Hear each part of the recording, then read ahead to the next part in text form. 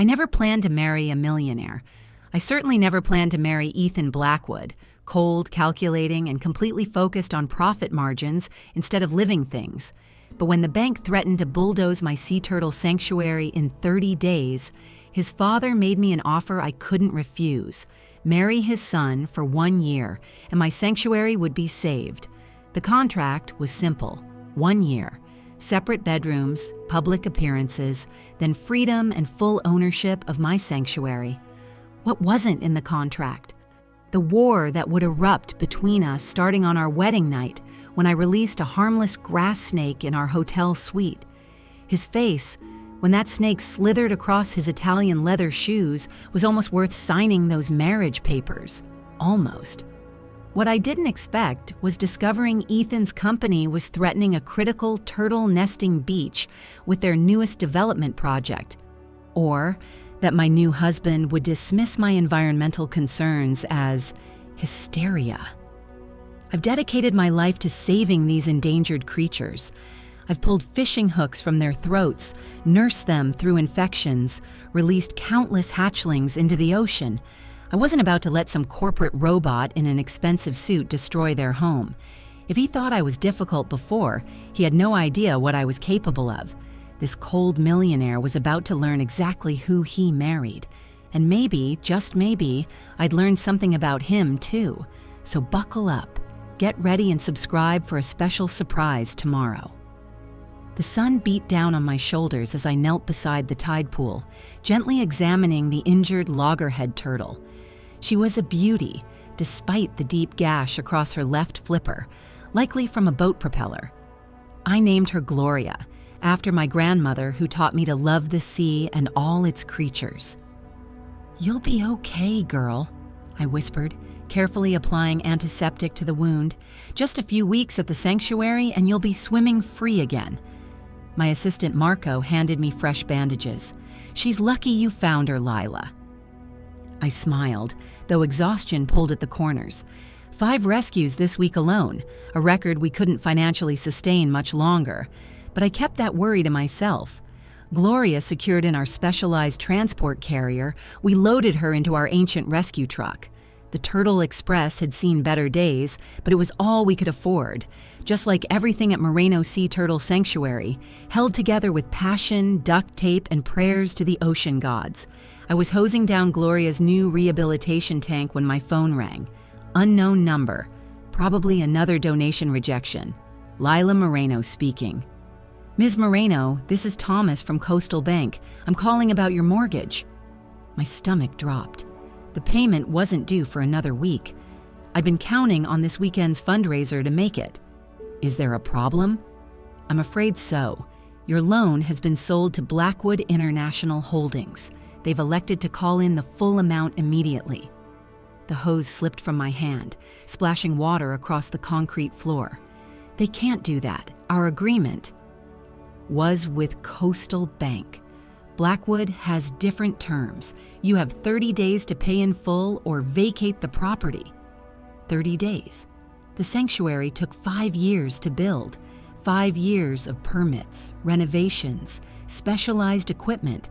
5 years of my life poured into this place.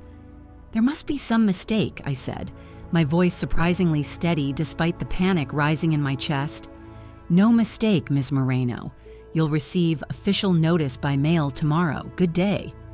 I sank to the wet floor, my mind racing. Without the sanctuary, where would Gloria go? Where would any of them go?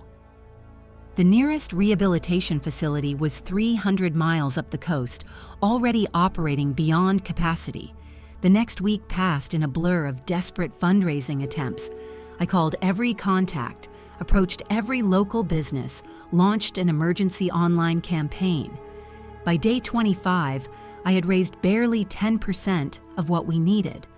That evening, I sat on the beach behind the sanctuary watching the sunset paint the water in shades of orange and pink. A small green turtle hatchling had emerged late from its nest. I picked it up, cradling it in my palm. "What am I going to do, little one?" I whispered. "You could accept my father's offer." I jumped at the deep voice behind me.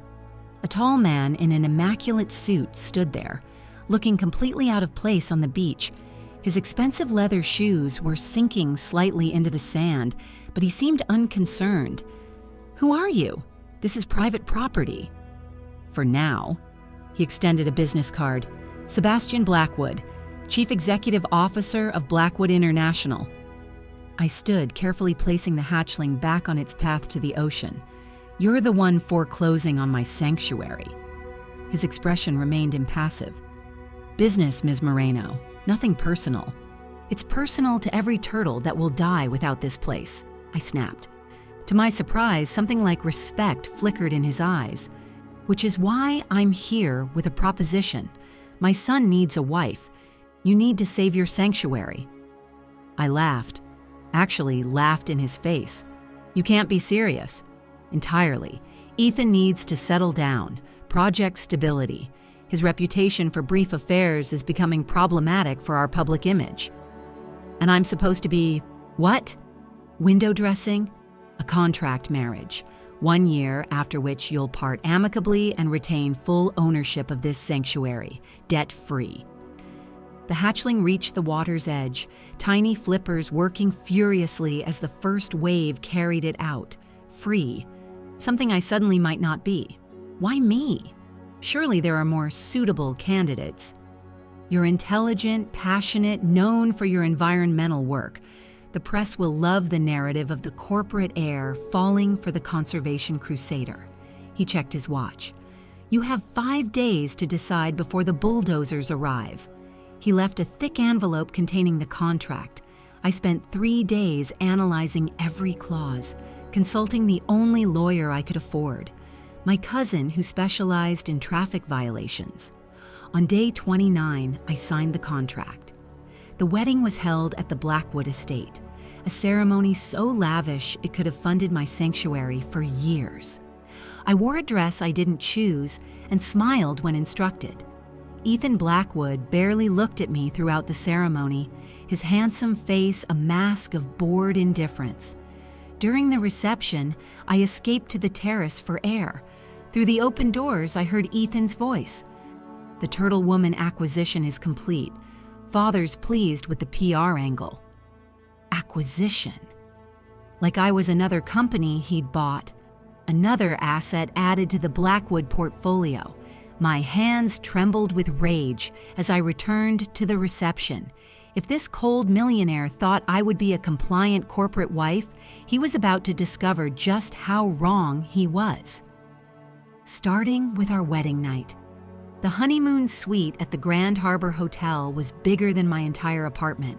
Fresh flowers perfumed the air, and champagne chilled in a silver bucket, all the trappings of romance for a marriage built on anything but. Ethan loosened his tie as he entered, not even glancing my way. "I have calls to make. The bedroom on the right is yours." No pleasantries. No getting to know each other, I asked, kicking off the torture devices masquerading as wedding shoes. He finally looked at me, his gaze clinical. "We have a year for that if necessary. Tonight I need to finalize the Singapore acquisition." There it was again. Acquisition. The same word he had used to describe our marriage. Of course. Business first. I smiled sweetly. "I think I'll take a bath." In the luxurious bathroom, I unpacked my small emergency bag. Inside was a smooth wooden box containing my wedding gift to my new husband. Carefully, I lifted the lid. Jasper, my harmless grass snake, blinked up at me. "Ready to meet the man of the house, little one?" I waited until I heard the shower running in Ethan's bathroom before placing Jasper in the center of the king-sized bed and slipping into my own room. The resulting shout 20 minutes later was more satisfying than the wedding cake. Ethan burst into my room wearing only a towel, water still glistening on his chest. "What the hell was that?" I looked up innocently from my book. What was what? The snake in my bed. "Oh, Jasper." He's harmless, a grass snake, completely non-venomous. His jaw tightened. "Remove it immediately." I would, but he seems rather comfortable. "Perhaps you could take the couch." For a moment, I thought he might actually yell. Instead, his expression smoothed into something more dangerous. "I see. Well played, Mrs. Blackwood." The next morning, I discovered all my credit cards had been frozen. My attempts to pay for breakfast were met with polite refusals from the hotel staff. "I'm sorry, Mrs. Blackwood, but your husband has arranged a special account for all your expenses," the concierge explained. "He left this for you." He handed me a small envelope containing a platinum card with my name on it and a note. "For approved purchases only. The bath salts you requested have been delivered to the room. Regards, E.B." I hadn't requested any bath salts. When I returned to the suite, I discovered why. A custom box of bath products sat on my bed, the label reading Sea Turtle Collection. The scent made my nose burn from 3 feet away. Artificial ocean fragrance so strong it would give anyone a headache. "Two can play this game," I muttered. Our honeymoon lasted 3 days, during which Ethan attended business meetings while I explored the city. On the final day, we traveled to his beachfront mansion, my new prison for the next year. The house was a modernist's dream. All glass, steel, and clean lines. Floor-to-ceiling windows offered spectacular ocean views, a cruel reminder of freedom just beyond reach. "Your room is the blue suite at the end of the east wing," Ethan said as a staff member took my luggage. "Dinner is at 7. I expect you to be present." "Why? Another acquisition to discuss?" I snapped. Something flickered in his eyes. "It would be beneficial to establish some ground rules for our arrangement." That night, wearing the simplest dress I'd brought, I arrived at the dining room exactly 1 minute late. Ethan was already seated, examining documents spread across the table. "Punctuality is a virtue, Mrs. Blackwood." "So is using someone's actual name, Mr. Blackwood." His mouth quirked slightly before he gestured to the chair across from him. "Lila, then." Dinner was served by a silent staff member. The food was exquisite, but tension made it taste like cardboard. "Ground rules," Ethan said, setting aside his documents. "We maintain appearances in public. We attend required social functions together. You have access to the house, grounds, and an allowance for appropriate activities." "Appropriate according to whom?" "Me, of course." He sipped his wine. "In return, I expect discretion, compliance with Blackwood Industries' public image requirements, and no more childish pranks." I set down my fork. "I have conditions, too. I continue my work at the sanctuary. I maintain my name professionally, and no controlling my movements or dictating my schedule." He considered this. "Acceptable with modifications. Your sanctuary work cannot interfere with required appearances, and while I won't dictate your schedule, I expect to be informed of your whereabouts." "For safety or control?" "Both." Our détente lasted exactly 3 days. Then I discovered the saltwater switch. Ethan's expensive cologne had mysteriously been replaced with a bottle containing identical liquid, but composed primarily of salt water, with just enough cologne to mask the smell initially. His reaction when it dried on his skin before an important meeting was worth the effort of the careful repackaging. His retaliation came swiftly. The sanctuary was subjected to 3 surprise inspections in 1 week: Health Department, Building Code Enforcement, and Environmental Compliance. All fictitious, all disruptive, all traced back to Blackwood Industries. The war escalated from there.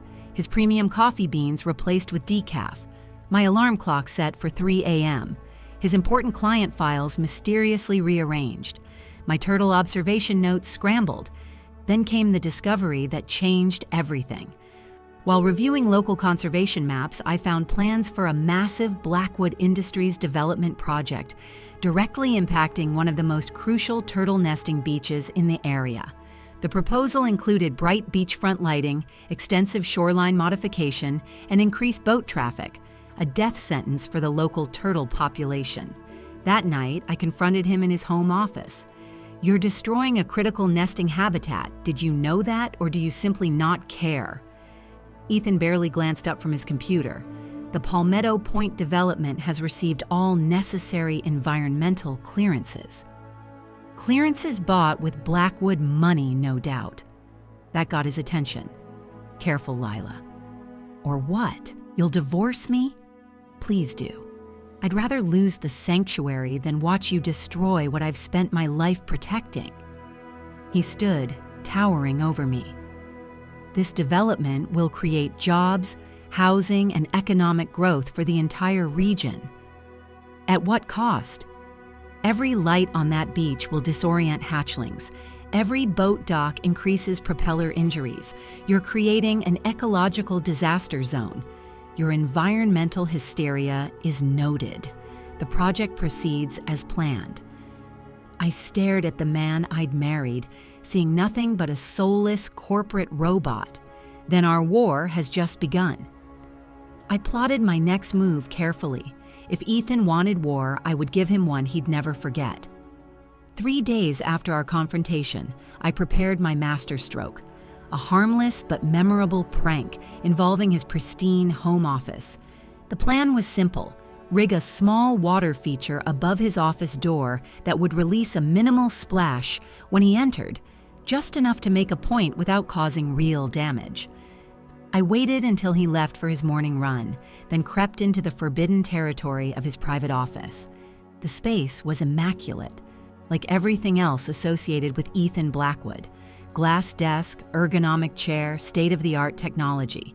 No personal photos, no mementos, nothing to suggest a human worked here rather than a productivity algorithm. I carefully balanced a small container of water above the doorframe, securing it with nearly invisible fishing line that would tip when the door opened fully. Satisfied with my setup, I turned to leave. That's when I noticed the architectural renderings spread across his desk. The Palmetto Point development plans. Unable to resist, I moved closer to examine them. What I saw made my blood boil. The designs called for extensive lighting along the entire beachfront, a massive marina cutting into the shoreline, and high-density housing units with minimal natural buffer zones. It was worse than I'd imagined. In my anger, I knocked over a glass of water sitting on his desk. The liquid spilled across the plans and onto the floor, quickly spreading toward a stack of folders nearby. Panicking, I grabbed tissues and began sopping up the mess, accidentally bumping the desk and sending more documents tumbling. As I scrambled to contain the damage, something caught my eye. A folder labeled Palmetto Point, Environmental Modifications. Inside were alternative designs for the same development, but with significant differences. These plans included turtle-friendly lighting, reduced marina capacity, and extended buffer zones between construction and the beach. Most surprisingly, there was a proposal for a conservation easement protecting the most critical nesting areas. I was so absorbed in these documents that I didn't hear the door open. The water trap I'd set activated perfectly, sending a small cascade onto Ethan's head and shoulders.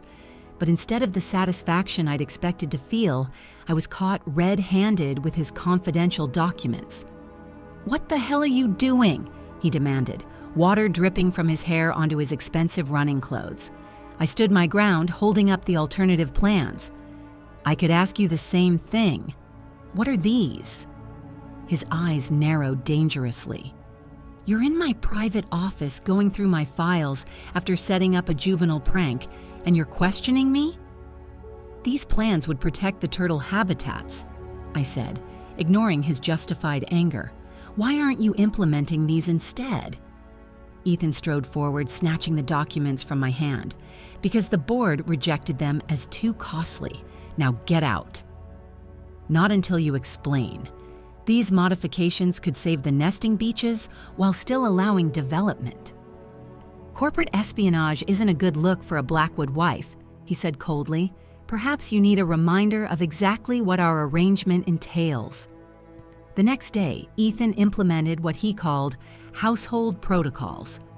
My access to certain areas of the house was restricted. Security cameras were installed in the common areas. A detailed schedule of my expected whereabouts was presented to me over breakfast. "This is absurd," I said, pushing the schedule back across the table. "I'm your wife on paper, not your prisoner." You've demonstrated you can't be trusted with basic respect for privacy and property, he replied evenly. These measures will remain until proven unnecessary. And how exactly am I supposed to prove that? Start by adhering to our agreement. Appearance at the Coastal Conservation Gala this evening is mandatory. Wear something appropriate. The Coastal Conservation Gala. The irony was almost too much. Blackwood Industries sponsoring an event supposedly supporting the very ecosystems they were planning to destroy. That evening, I donned the emerald gown that had been delivered to my room. It fit perfectly, which was unsettling. Had Ethan memorized my measurements or simply accessed my sanctuary's donation page where I'd once modeled t-shirts? Ethan looked annoyingly handsome in his tuxedo, waiting in the foyer with a small jewelry box. A gift, he said, opening it to reveal a delicate diamond and emerald necklace shaped like a sea turtle. Trying to buy forgiveness? I asked, even as my fingers traced the exquisite craftsmanship. Trying to look the part of a devoted husband, he corrected. Turn around. His fingers brushed my neck as he fastened the clasp, sending an unwelcome shiver down my spine. I pulled away quickly. Let's get this over with. The gala was held at the Oceanside Pavilion, the region's most exclusive venue. As we entered, all eyes turned to us. The mysterious new Mrs. Blackwood making her first public appearance. Ethan's hand rested possessively at the small of my back as he guided me through introductions. To my surprise, he presented me as Lila Moreno Blackwood, the marine conservationist who's opened my eyes to the importance of sustainable development. I played along, smiling and making appropriate small talk while internally cataloging every environmental hypocrite in attendance, including apparently my husband. During a momentary reprieve from socializing, I cornered Ethan near the bar. Nice performance. Sustainable development sounds lovely coming from the man whose company is about to destroy a critical habitat. You saw the alternative plans, he said quietly. I've been trying to implement them for months. Yet defaulting to the destructive option when you don't get your way. His jaw tightened. You understand nothing about corporate governance or the realities of my position. I understand you have the Blackwood name and seemingly unlimited resources, yet claim powerlessness when it comes to doing the right thing. Something flashed in his eyes, anger, but also something else. Before he could respond, we were interrupted by an elderly gentleman approaching with open arms. Ethan, my boy, and this must be the bride we've all heard about. Senator Collins, Ethan said smoothly. May I present my wife, Lila? Delightful to meet you, my dear, the senator said, kissing my hand. I understand you work with sea turtles? I rescue and rehabilitate them, I corrected, when they're not being endangered by coastal development. The senator's smile faltered. Ethan's hand tightened warningly on my waist. My wife is passionate about conservation, Ethan said. In fact, she's helping me revise several Blackwood projects to ensure they meet the highest environmental standards. I nearly choked on my champagne. It was the first I'd heard of any such collaboration. The rest of the evening passed in a haze of forced smiles and coded conversations. By the time we returned home, I was exhausted from maintaining the charade. That wasn't entirely painful, Ethan remarked as we entered the foyer. Speak for yourself, I muttered, removing the necklace and placing it in his palm. I don't need jewels. I need honest answers about those alternative development plans. For a moment, he simply looked at me, the necklace glittering in his hand. Then, unexpectedly, he sighed. Tomorrow, my office, 9 a.m. I'll show you the full proposal and explain the situation. I searched his face for deception, but found only weariness. I'll be there. I never made it to Ethan's office the next morning. At 2 a.m., my phone rang, jolting me from sleep. Lila, it's Marco. We have an emergency. I was instantly alert, already reaching for clothes. What happened? A loggerhead, adult female, washed up near the point. She's got a massive gash across her carapace, and she's barely responsive. I think a boat propeller hit her. I'll be there in 20 minutes. Prep the trauma tank and call Dr. Rivera. Already tried. She's at a conference in Miami. Won't be back until tomorrow afternoon. My heart sank. Without our veterinarian, our options were severely limited. This turtle needed specialized care immediately. Start the antibiotics protocol. I'm on my way. I grabbed my keys before remembering. I no longer had my truck. Part of the marriage arrangement included surrendering my unsafe vehicle for a luxury sedan I hadn't bothered to drive yet. More pressing was the specialized X-ray equipment we'd need to assess internal damage. Our sanctuary's unit had broken down last month, and we'd been borrowing from the County Wildlife Center during business hours. There was only one option. I marched down the hall to Ethan's bedroom and knocked firmly. No response.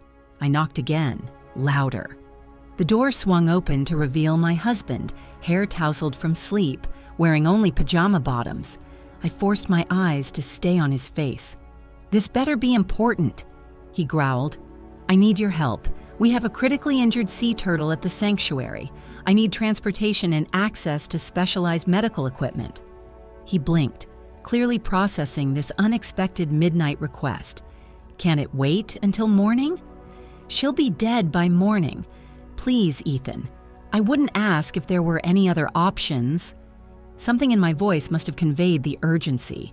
He ran a hand through his hair, then nodded. "Give me 5 minutes." Exactly 5 minutes later, we were in his Aston Martin, speeding toward the sanctuary.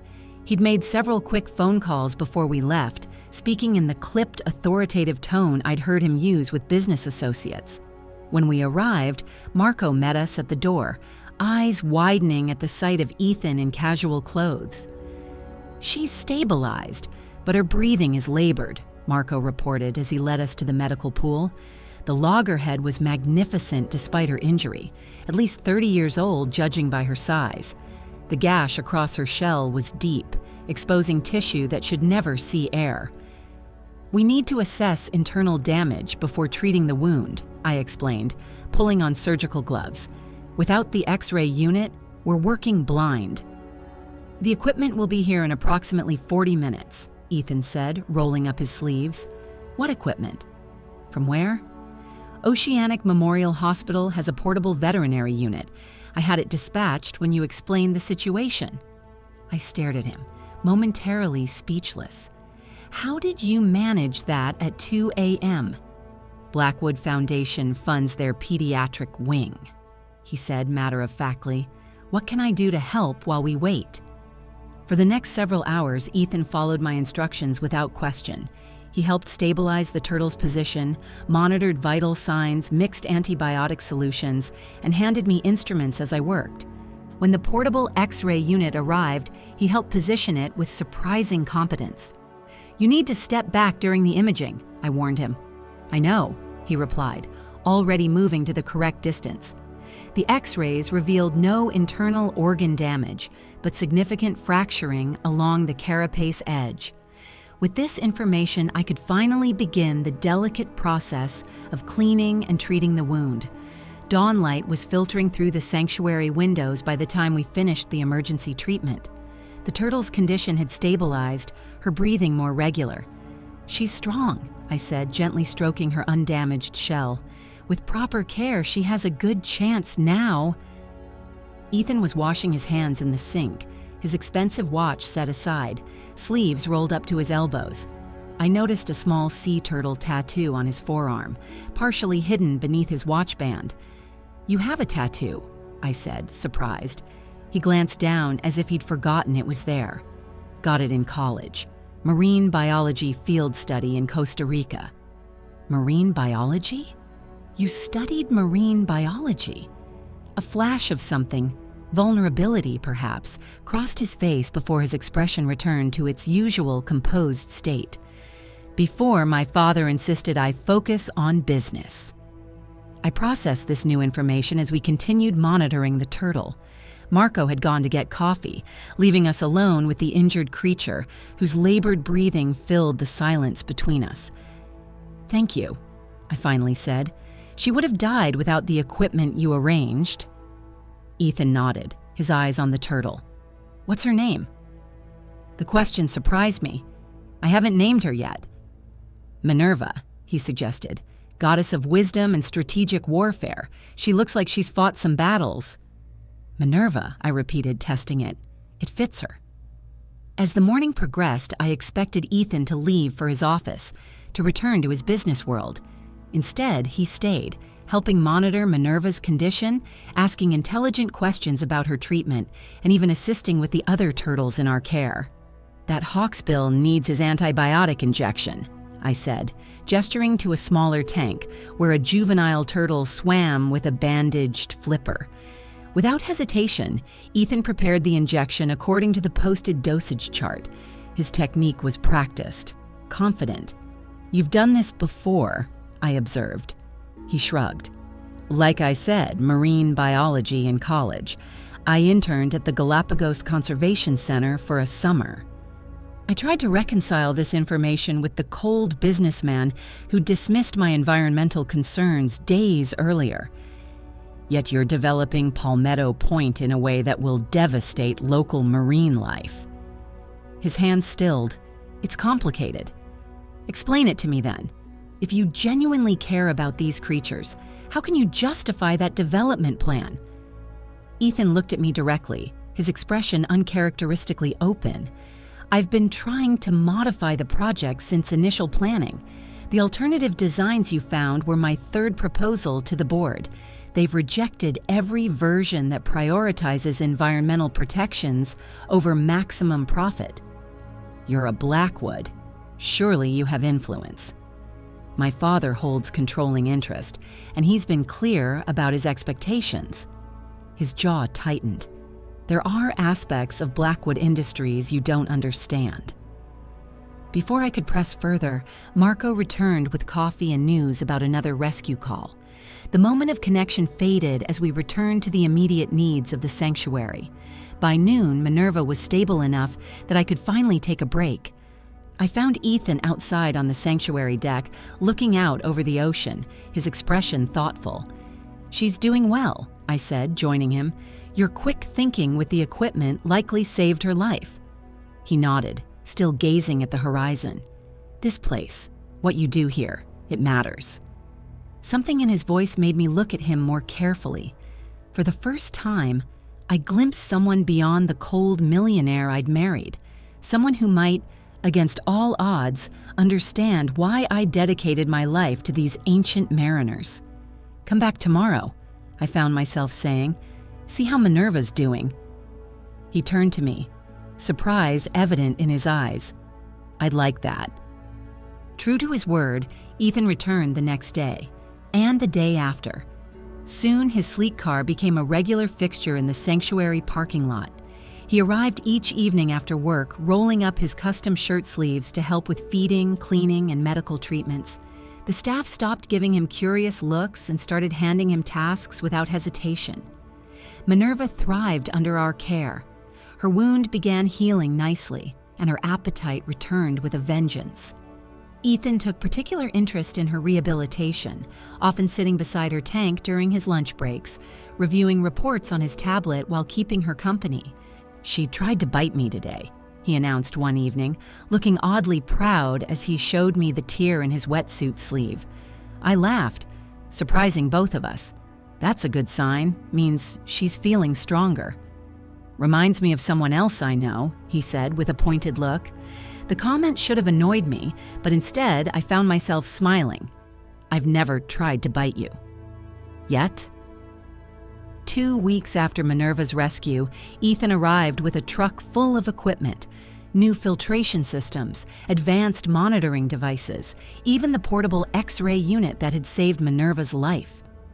"What is all this?" I asked, stunned as workers unloaded the gear. "Donations from Blackwood Medical Division," he explained. "They were upgrading anyway. I convinced them the tax write-off for donating the previous models would be advantageous." I ran my hand over a state-of-the-art heart rate monitor. "This isn't a previous model. This is brand new." He shrugged, avoiding my eyes. "Some might be current inventory." That weekend, I helped Ethan refine his alternative plans for the Palmetto Point development. We spread the blueprints across the sanctuary's conference table, surrounded by coffee cups and takeout containers as we worked late into the night. If we move these units back 50 yards and use native vegetation as a buffer, I suggested, marking the plans, the light pollution impact would decrease significantly. Ethan nodded, making notes. And if we reduce the marina capacity by 20%, we could preserve this section of coastline entirely. The board will reject it again, I said, voicing the concern we'd both been avoiding. His expression hardened with determination. Let me worry about the board. The strange rhythm of our arranged marriage shifted. Dinners became opportunities to discuss conservation strategies rather than endure frosty silence. Evenings found us comparing notes on Minerva's progress or debating the merits of different rehabilitation techniques.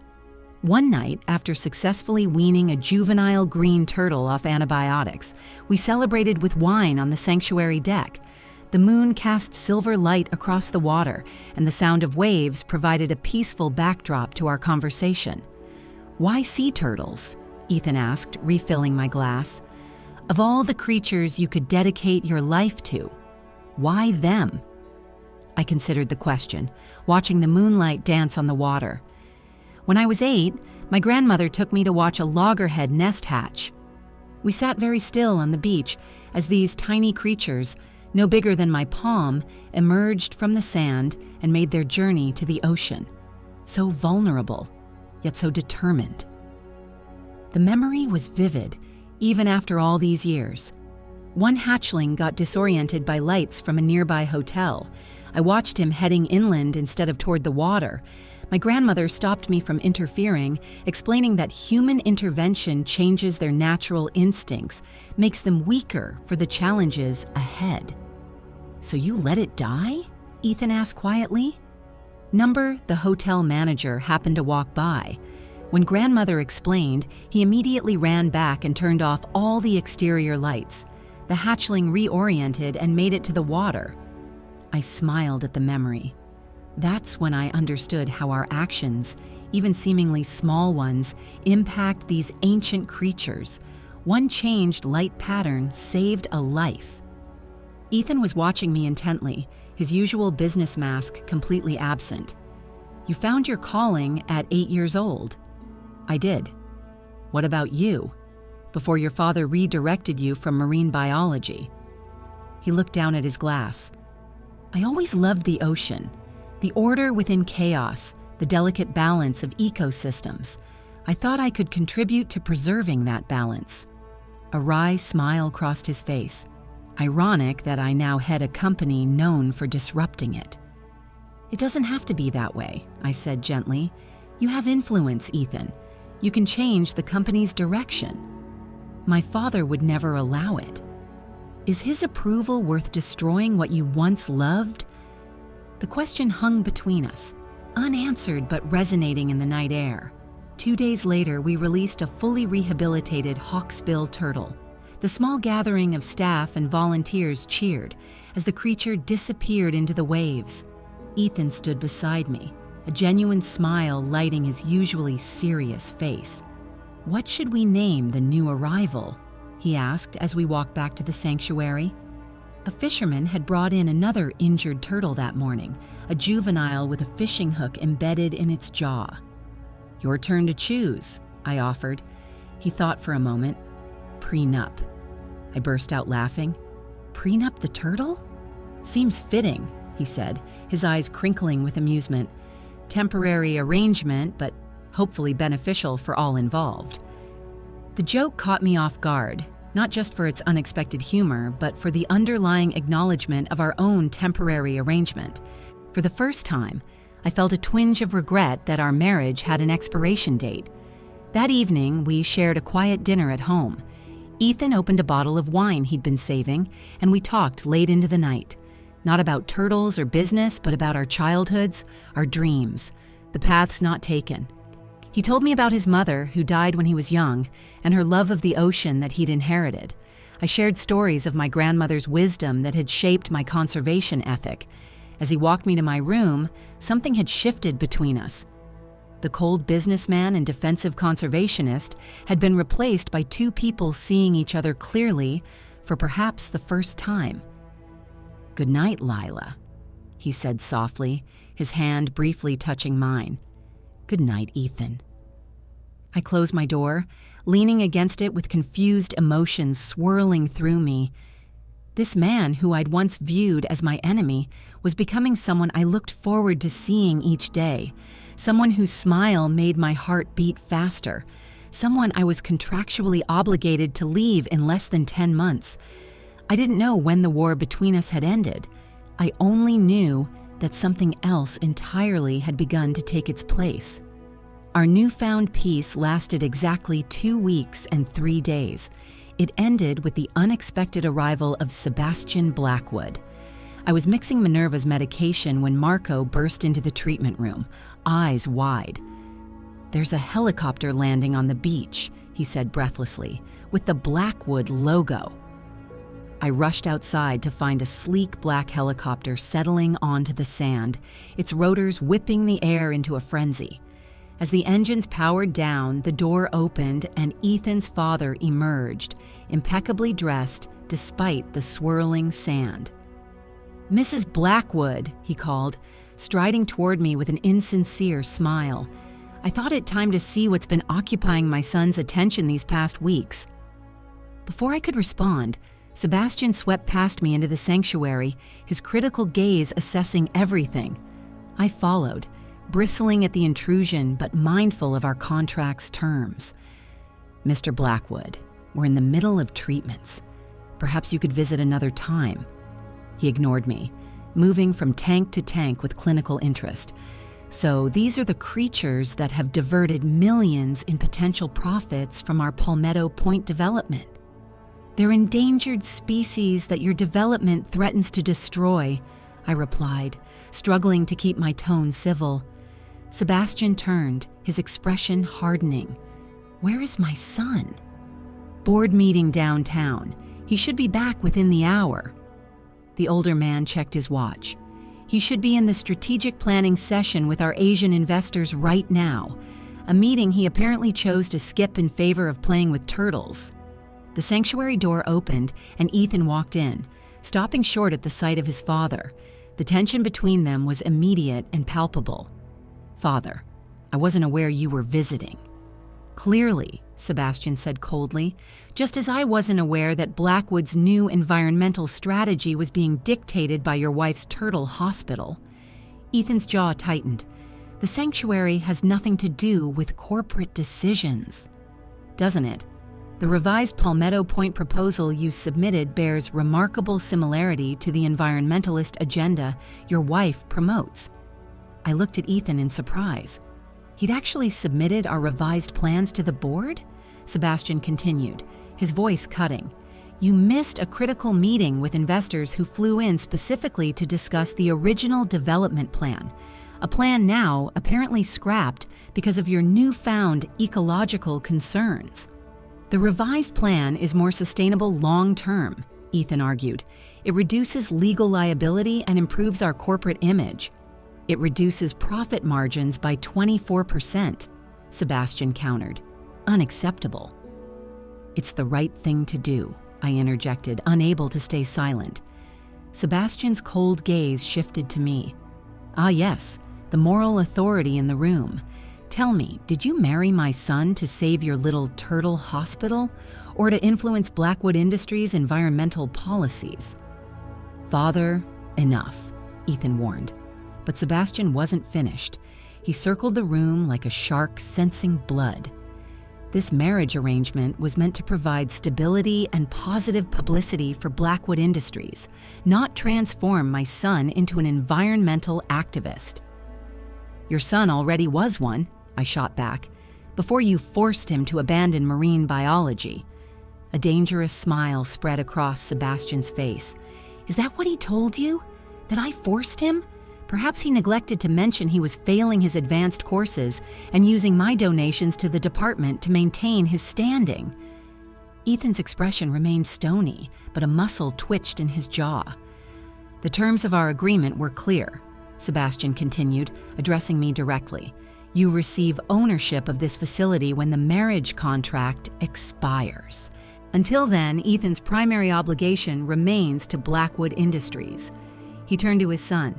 I expect you in my office tomorrow morning to discuss your future with the company. As for the Palmetto Point development, it proceeds as originally planned. The board hasn't voted yet, Ethan said. They will tomorrow, and unless you want your wife's sanctuary to lose its newly acquired equipment and funding, you'll support the original proposal. The threat hung in the air as Sebastian moved toward the door. I've seen enough. Lovely to meet your colleagues, Lila. Do enjoy the remaining months of your arrangement. With that, he departed, the helicopter engines roaring to life moments later. In the silence that followed, I stared at Ethan, trying to reconcile Sebastian's revelations with the man I'd come to know. Is it true? I finally asked. About marine biology? Ethan's expression was unreadable. It's complicated. It's a yes or no question, Ethan. I wasn't failing, he said flatly. I was pursuing research my father considered worthless. He threatened to withdraw funding for the entire marine science program if I didn't switch to business. I wanted to believe him, but doubt had taken root. And the Palmetto Point proposal? Were you just humoring me all along? Number I submitted our revisions because they're sound, environmentally and financially. Yet your father seems certain the board will reject them. Because he controls the board, Ethan said bitterly. This was his way of reminding me who's really in charge. I crossed my arms, suddenly feeling the full weight of our artificial relationship. And what will you do tomorrow? Support the original plan to protect your position? His silence was answer enough. I see, I said, the hope I'd foolishly nurtured crumbling. When it actually matters, when there's something real at stake, you'll fall in line, just like always. You don't understand the complexities, he began. No, I understand perfectly, I cut him off. This was never a marriage. It's a business transaction, just like you said at our wedding, and I was a fool to forget that. I turned away, focusing on Minerva's tank to hide the unexpected tears threatening to spill. You should go. Your father's waiting. Ethan hesitated, then left without another word. That night, alone in my room at the Blackwood mansion, I packed a small bag. Contract or no contract, I couldn't remain in this house, pretending our relationship was anything but a sham. I was zipping the bag when my phone rang. Marco's panicked voice came through. Lila, you need to get to the sanctuary now. The storm they predicted just hit offshore. It's headed straight for the nesting beaches. I looked out the window. The sky was ominous, the distant thunder growing louder. I'm on my way. At the sanctuary, chaos reigned. Waves already battered the shoreline, and the wind bent palm trees nearly horizontal.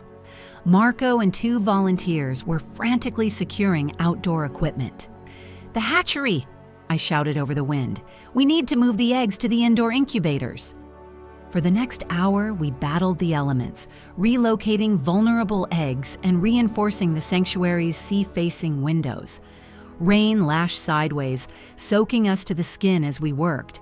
I was securing the last nest when Marco grabbed my arm, pointing toward the beach.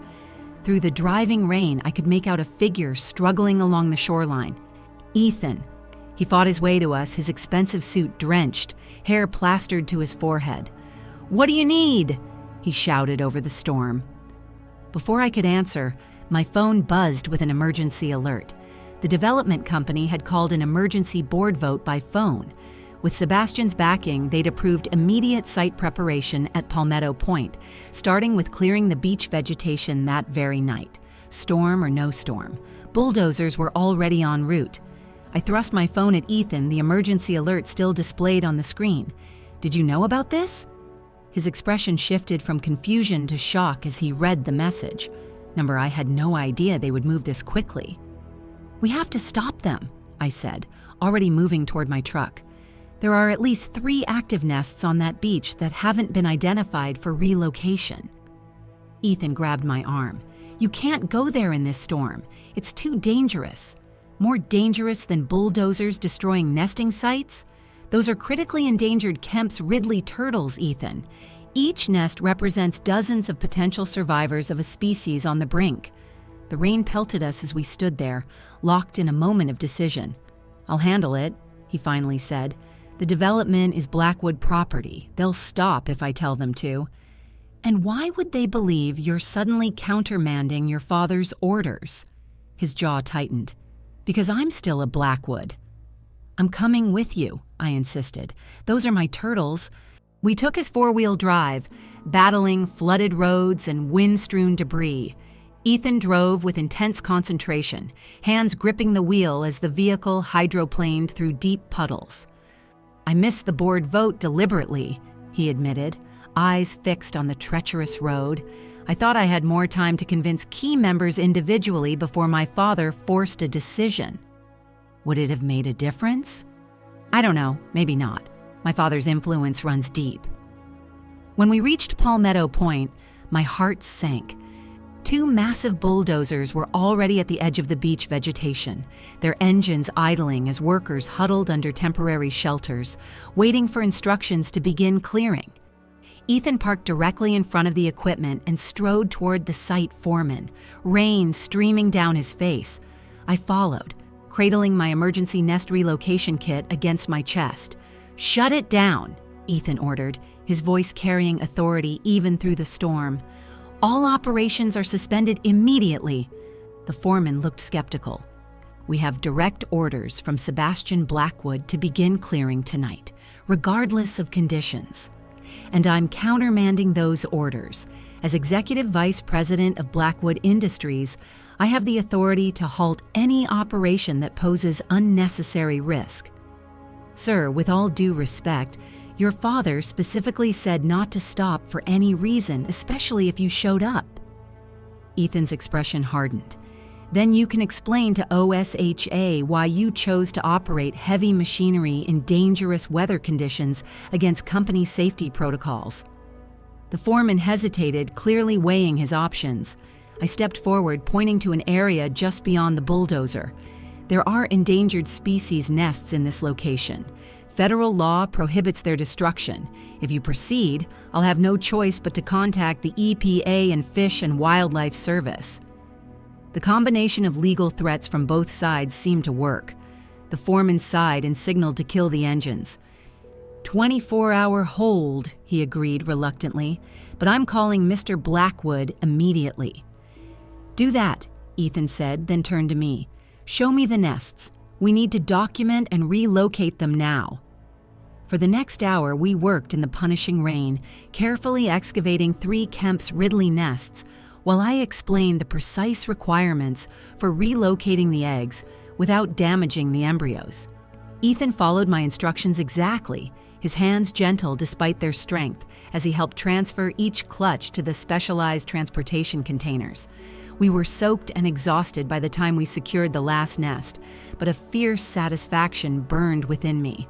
These eggs, at least, would be safe. As we loaded the precious cargo into the vehicle, Ethan's phone rang. The screen displayed "Father." He stared at it for several seconds before answering on speakerphone. "What the hell do you think you're doing?" Sebastian's voice crackled through the storm. "I just received word that you've halted the clearing operation." "The operation was unsafe in these weather conditions," Ethan replied calmly, "and we discovered protected species nests that require proper relocation." "Don't give me that environmental nonsense. This is about your wife's influence. I warned you, Ethan. This marriage was a mistake." "No, Father. The mistake was thinking I would continue to prioritize profit over principle." "You've forgotten who you are," Sebastian said coldly. "You're a Blackwood. Act like one." "I am acting like one," Ethan replied. "I'm taking responsibility for our company's actions and their consequences. This rebellion ends now. Return to the office immediately or consider your position in the company terminated." The ultimatum hung in the air between us. I watched Ethan's face, conflicted emotions warring there as rain streamed down his features. "Then I'm terminated," he said finally, effective immediately. He ended the call before his father could respond. For a moment, he just stood there in the rain, looking oddly unburdened, despite what he'd just sacrificed. "You didn't have to do that," I said softly. "Yes, I did." His eyes met mine. "Some things are worth fighting for." The drive back to the sanctuary was quiet, both of us processing the implications of what had just happened. Ethan had given up his position, his income, his identity as a Blackwood executive, all to save 3 turtle nests. When we arrived, Marco helped us transfer the eggs to the incubation facility, while Ethan made several calls, organizing emergency legal protection for the remaining nests at Palmetto Point. Later, as the storm raged on, we sat in the sanctuary office, wrapped in towels, sipping hot coffee. "What will you do now?" I asked. Ethan considered the question. "I've been a Blackwood executive for so long. I'm not sure who I am without that title." "You're the man who just risked everything to save endangered turtles." A small smile touched his lips. "That's a start, I suppose." "It's more than a start," I said, suddenly realizing how much my perception of him had changed. This wasn't the cold millionaire I'd married.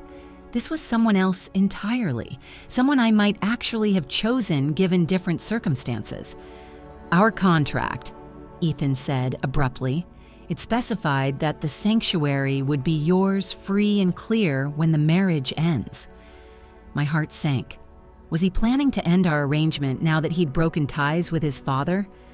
"Without my position at Blackwood, I can't guarantee my father won't find legal ways to threaten the sanctuary," he continued, "but I have personal assets that can be transferred to protect it." "I don't understand." "I'm saying that regardless of what happens between us, I want to ensure the sanctuary is secure." He looked at me directly. The contract was about business. This is about something else entirely. "What is it about, Ethan?" For a moment, he seemed on the verge of saying something significant. Then the sanctuary door burst open as one of the volunteers rushed in. "Lila, you need to see this. Minerva is showing signs of distress." The moment broken, we both hurried to the medical pool. Whatever Ethan had been about to say would have to wait. Right now, our turtles needed us. As we worked side by side to stabilize Minerva, I caught myself watching Ethan's focused expression, the careful way he handled the injured turtle, and the genuine concern in his eyes. Somewhere along the way, this arranged marriage had evolved into something I never expected, something that felt dangerously like love. By morning, the storm had passed, leaving behind a landscape of fallen palm fronds and debris-strewn beaches. Minerva had stabilized overnight, her distress apparently caused by the dramatic drop in barometric pressure rather than any complication from her injuries. I found Ethan asleep in a chair beside her tank, his hand resting on the monitoring equipment as if maintaining a physical connection with her even in sleep. I watched him for a moment. This man who had upended his life to protect creatures he'd once viewed as obstacles to development. The transformation seemed impossible, yet I'd witnessed it firsthand. The sanctuary door opened as Marco arrived for the morning shift. His eyes widened at the sight of Ethan asleep in the medical wing. "He stayed all night?" Marco whispered. I nodded, gesturing for him to follow me to the office. "He resigned from Blackwood Industries yesterday. His father gave him an ultimatum." Marco let out a low whistle. "Gives up a fortune for some turtles.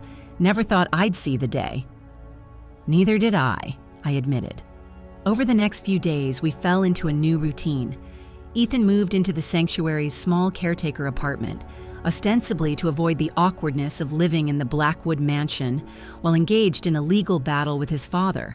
I continued to occupy my suite in the mansion, though I spent most of my time at the sanctuary. Sebastian wasted no time in retaliation.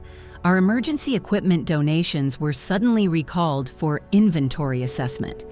The sanctuary's tax exemption status came under scrutiny. Even our water supply faced mysterious interruptions.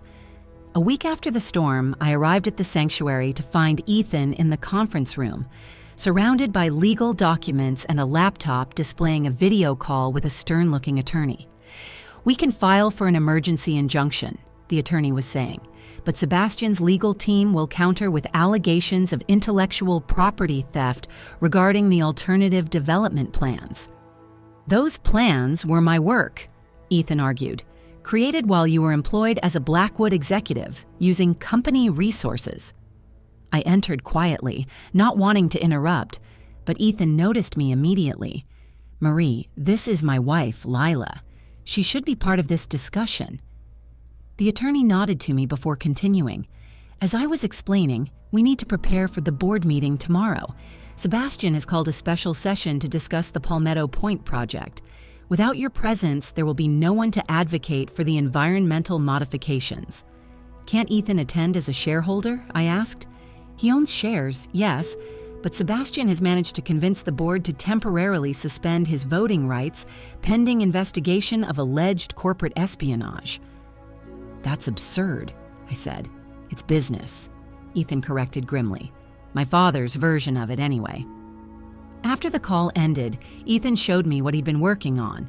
Detailed documentation of the Palmetto Point nesting sites, overlaid with the original and modified development plans. Projected environmental impact reports, economic analyses showing the long-term benefits of sustainable development. You've been busy, I observed. I need to be prepared for every argument they'll make against preservation, he explained. The environmental case alone won't sway them. It has to make financial sense. Will they even let you present this? They have to. I still own 15% of Blackwood Industries, not enough to override my father, but enough to demand a hearing. I studied his face, noting the determination etched there, but also the exhaustion. When's the last time you slept a full night? I'll sleep after the board meeting. You need to be sharp for that meeting, I insisted. Working yourself to exhaustion won't help the turtles. A ghost of a smile crossed his face. You sound like you care whether I succeed or not. I care about the nesting beaches, I said automatically, then sighed. And yes, I care about what happens to you. You've sacrificed a lot for this cause. Our cause, he corrected, and it's worth it. That evening, as we reviewed his presentation one final time, a courier arrived with a thick envelope for Ethan. His expression darkened as he read the contents. What is it? I asked. Settlement offer from my father. He'll protect 30% of the nesting beaches if I sign over my shares and agree to a non-competition clause. He handed me the document. And if we proceed with divorce immediately, rather than waiting for the contract term to end. My heart stuttered at the word divorce, though I had no right to be surprised. Our marriage had always been temporary, a business arrangement with an expiration date. Are you considering it? 30% isn't enough, he said firmly, and the other terms are unacceptable. I hesitated. All of them? His eyes met mine, searching. Would accelerating the divorce timeline be so unwelcome? The question hung between us, laden with unspoken meaning.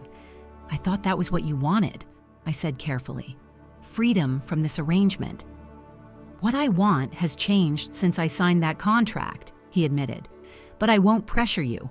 Our agreement stands unless you wish otherwise. Before I could respond, my phone rang. Marco's excited voice came through. Lila, the Kemp's Ridley eggs are hatching. The first nest from Palmetto Point. We'll be right there, I said, the moment with Ethan interrupted by the miracle of new life. The hatchling emergence was exactly what we needed before tomorrow's battle. 47 perfect miniature turtles, each no larger than a poker chip, wriggling with primordial determination. We worked together, documenting, measuring, and preparing them for a supervised release the following night. They have maybe a 1 in 1,000 chance of reaching adulthood, I explained, as Ethan carefully handled one of the tiny creatures. Every single one matters. Like a small stake in a company, he mused, not controlling interest, but enough to make a difference if applied strategically. Is that how you're approaching tomorrow? A strategic application of limited influence? He nodded. My father has always taught that business is about leverage, finding the pressure point that will move an immovable object.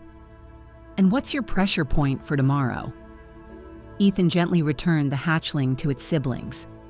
The truth about what Blackwood Industries stands to gain and lose with this decision, about the legacy we choose to create. As we finished processing the hatchlings, Ethan's phone chimed with a text message. His expression hardened as he read it. "What now?" I asked. An anonymous tip that the board vote is a formality. The decision has already been made. "They can't do that," I protested. "They can if my father has secured enough proxy votes, which, knowing him, he has." "Then what's the point of the meeting? Public record, plausible deniability, and," he added with grim determination, "a final opportunity to change the narrative." That night, as we prepared to leave the sanctuary, Ethan hesitated at the door. "Would you stay at the apartment tonight?" he asked, "to help prepare for tomorrow?" "Of course," I agreed, knowing we both recognized it as the excuse it was. Neither of us wanted to be alone with the weight of tomorrow's conflict looming. In the small caretaker apartment, we spread our notes across the tiny kitchen table, refining arguments and anticipating counterpoints until exhaustion overtook us. I fell asleep on the couch, only to wake in the early morning hours to find Ethan still working, his face illuminated by the blue glow of his laptop screen. "You need to rest," I murmured. He looked up, his expression vulnerable in a way I rarely saw. "Tomorrow changes everything, one way or another." "We'll face it together," I promised, not fully understanding why that commitment felt so natural, so right.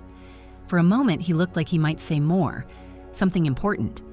Instead, he simply nodded, closing his laptop and reaching for my hand. The Blackwood Industries headquarters loomed like a fortress, all glass and steel rising against the morning sky. I'd never visited before, despite my husband's position within the company. Now I walked through the imposing lobby feeling conspicuously out of place in my conservative blue dress, the most formal clothing I owned. Ethan moved with purpose, acknowledging security staff with brisk nods as we passed through multiple checkpoints.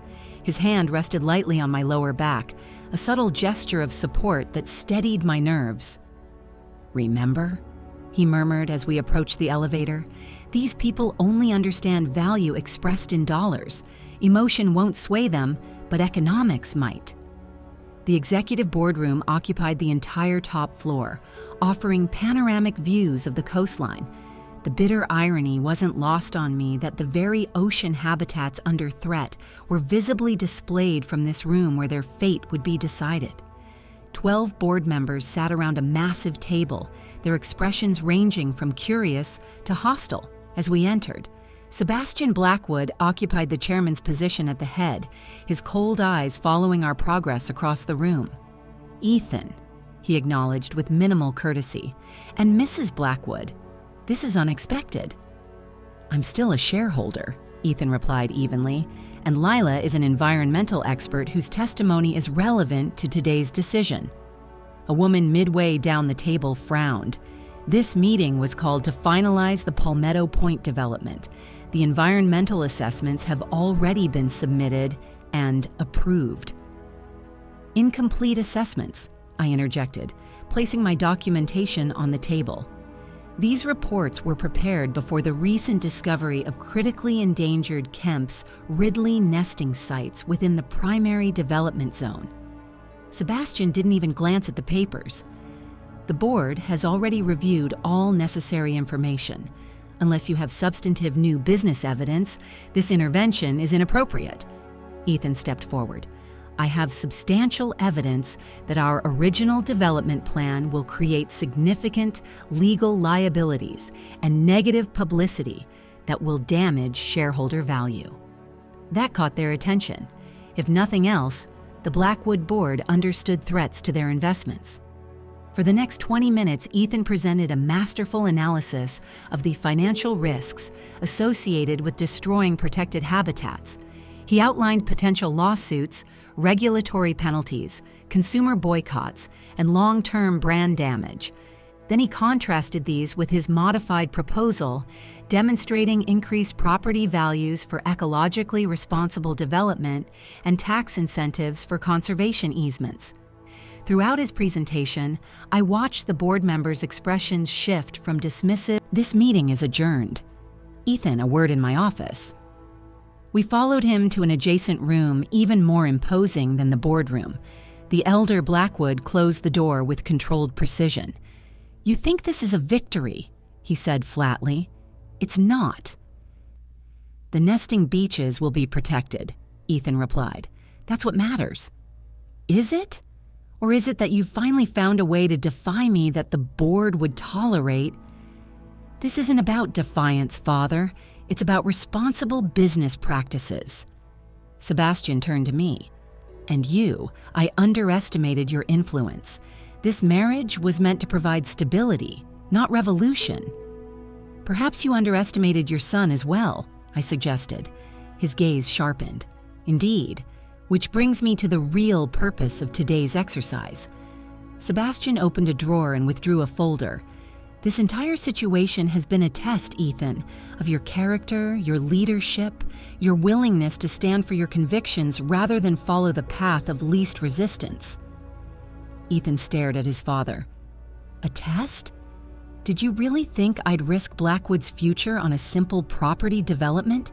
I needed to know if you were ready to take over as CEO, if you would make difficult decisions for the right reasons, even when facing opposition from authority." He placed the folder on the desk. Inside were transfer documents granting Ethan controlling interest in the company, dated 3 months earlier, but not yet executed. "You never intended to destroy the nesting beaches," I said, understanding dawning. "I intended to ensure my son was worthy of his inheritance," Sebastian corrected. "The real development plans always included the conservation elements. Ethan's version simply improved upon them." Ethan's expression hardened. "You manipulated me, threatened my position, forced this marriage arrangement, all to test my character." "I did what was necessary to reveal it," Sebastian replied unapologetically, "and the results are enlightening." He turned to me with unexpected approval.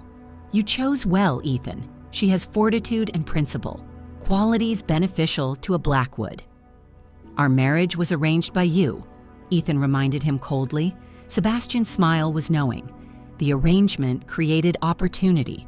What you've built with it is your own achievement."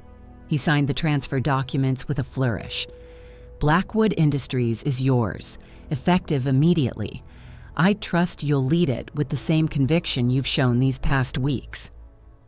After Sebastian left, Ethan and I remained in stunned silence. "Did that just happen?" I finally asked. "My father's final lesson in Blackwood's strategy," Ethan said, sounding both bitter and impressed. "Create a crisis to reveal character." The marriage was part of his test. I realized aloud. He needed to see if you would choose principle over convenience, even in your personal life. Ethan looked at me, his expression unreadable. The contract was his idea, but what's happened between us is real. The weight of those words hung between us. Our marriage of convenience had become something neither of us had anticipated, something now complicated by Ethan's sudden ascension to CEO and the looming end date of our contract. "What happens now?" I asked. "That depends," he said quietly, "on whether you want to remain Mrs. Blackwood beyond our contractual obligation." Before I could respond, Ethan's assistant knocked urgently. "Sir, there's an emergency call from the Turtle Sanctuary. They've asked for both of you immediately." The conversation would have to wait. Once again, our turtles were calling us home. The emergency at the sanctuary wasn't a crisis, but a miracle. Minerva, our first rescued turtle together, had been deemed ready for release. After weeks of rehabilitation, her carapace had healed beautifully, and her strength had fully returned. Marco had called because he thought we would want to be present for this momentous occasion. Standing on the beach that evening, watching as Minerva hesitated at the water's edge before finally surging forward into the waves, I felt a profound sense of completion. This creature that had brought Ethan and me together was returning to the wild, starting a new chapter of her life. Perhaps it was fitting, given the changes happening in our own lives. The past week had been a whirlwind following Ethan's unexpected promotion to CEO. He dove into his new role with characteristic intensity, immediately implementing policy changes to prioritize environmental sustainability across all Blackwood developments. I continued my work at the sanctuary, now unexpectedly bolstered by Blackwood corporate support rather than threatened by it. We barely had time to discuss what had happened in Sebastian's office, that moment when Ethan had asked if I wanted to remain his wife beyond our contract. The question lingered between us, unaddressed but ever present. As Minerva disappeared beneath the surface, Ethan stood beside me, his hand finding mine in the fading light. "She's free now," he said softly. "Yes," I agreed, "though I'll miss her." That's the paradox of your work, isn't it? Success means letting go. I looked up at him, wondering if he was speaking about more than just the turtle. Some things are worth holding on to. His eyes met mine, a question in their depths. But before he could speak, Marco approached with champagne to toast Minerva's return to the ocean. The moment passed, once again interrupted by the rhythms of sanctuary life. The day of our contract's anniversary arrived with perfect weather, the kind of golden sunshine that makes the ocean look like liquid sapphire. 1 year since our loveless wedding. 1 year that had transformed both of us in ways neither could have predicted. I spent the morning at the sanctuary keeping busy with routine tasks while trying not to think about what the day signified. Our contract explicitly stated that at the 1-year mark, we would part amicably, and I would retain ownership of the sanctuary. There had been no discussion of amendments or extensions, despite Ethan's unfinished question weeks ago. By afternoon, the sanctuary was unusually quiet. Marco had taken the volunteers on a beach cleanup expedition, leaving me alone with my thoughts and the gentle sounds of water filtering through the rehabilitation tanks. I expected Ethan to be at the office. As CEO, his schedule was more demanding than ever. When my phone remained silent all day, I told myself it was for the best, a clean break, as the contract intended. At sunset, I walked out to the empty beach behind the sanctuary, watching as the sky turned brilliant shades of pink and orange. The tide was low, revealing tide pools teeming with life. It seemed an appropriate place to contemplate endings and beginnings. I was so lost in thought that I didn't immediately notice the trail of sea glass pieces leading from the sanctuary door toward the water. Green, blue, and white fragments carefully placed in a meandering line across the sand. Curious, I followed them down the beach. They led to a familiar figure standing at the shoreline. Ethan, dressed casually in rolled-up khakis and a white shirt, looking more relaxed than I'd seen him in weeks. Beside him was a large container, and with a start, I recognized it as one of our turtle transport units.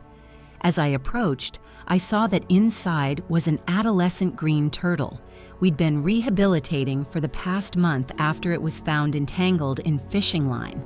We'd named it Prenup, continuing our joke from months earlier. "What are you doing here?" I asked, stopping a few feet away. "I thought you'd be at the office." "Some things are more important than board meetings," he replied. "Today especially." I glanced at the turtle. Is Prenup ready for release? Dr. Rivera said another week of observation would be best. "She cleared him this morning," Ethan said. "I wanted it to be today. Symbolic, I thought."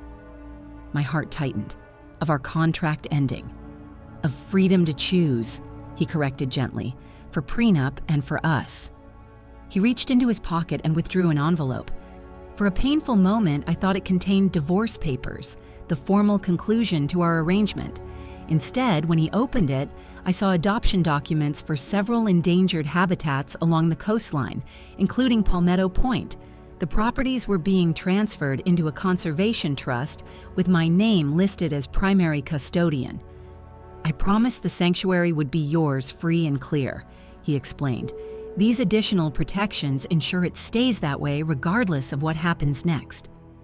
"What does happen next?" I asked, my voice barely audible over the sound of waves.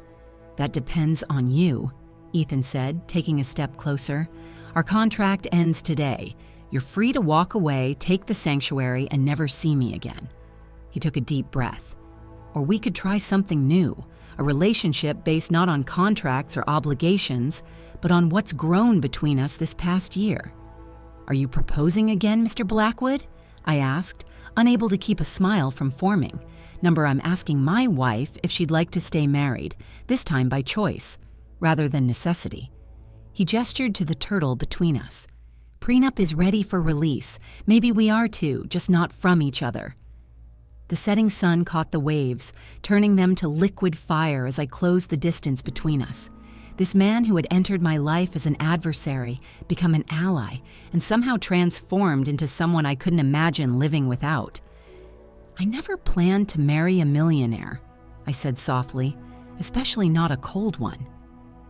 "And I never planned to fall in love with a stubborn turtle rescuer who flooded my office and called me a soulless corporate robot," he replied with a smile.